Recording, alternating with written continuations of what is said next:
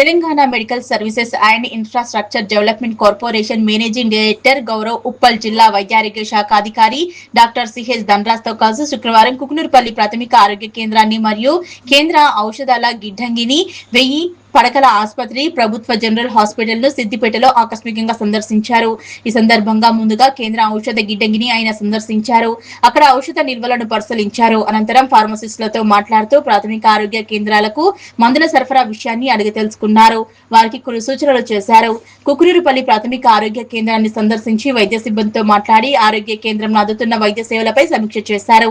ఔషధ నిల్వల గదులను పరిశీలించి మందుల నిల్వలు తగినంత ఉండేలా చర్యలు తీసుకోవాలని, ఆరోగ్య కేంద్రాల్లో పాము కాటు, కుక్క కాటుకు సంబంధించిన వ్యాక్సిన్ అందుబాటులో ఉంచుకోవాలని, నాణ్యమైన వైద్య సేవలు ప్రజలకు అందించాలన్నారు.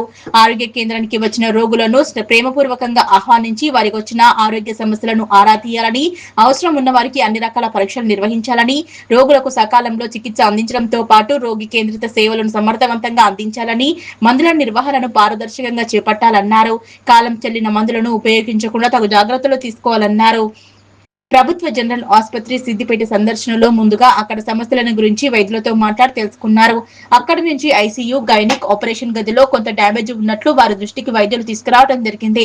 అనంతరం రోగుల వద్దకు వెళ్లి వారితో మాట్లాడి వారి ఆరోగ్య సమస్యలు తెలుసుకుని వచ్చిన బంధువులు నాణ్యమైన వైద్య సేవలు అందిస్తున్నామని భరోసా కల్పించారు. ఈ కార్యక్రమంలో doctor Sangeetha, GGH superintendent doctor Kishore, vice principal doctor Chander, doctor superintendent doctor Madhavi, DCH RMO doctor Harikrishna, RMO doctor Sadanandam, RMO CC Ghouse Pasha, pharmacy ఆఫీసర్లు మసూద్ అలీ, వెంకటేశ్వరరావు, డాక్టర్ వైద్యాధికారి హెచ్ఓ ప్రేమ్ సాగర్ మరియు ఆరోగ్య సిబ్బంది పాల్గొన్నారు.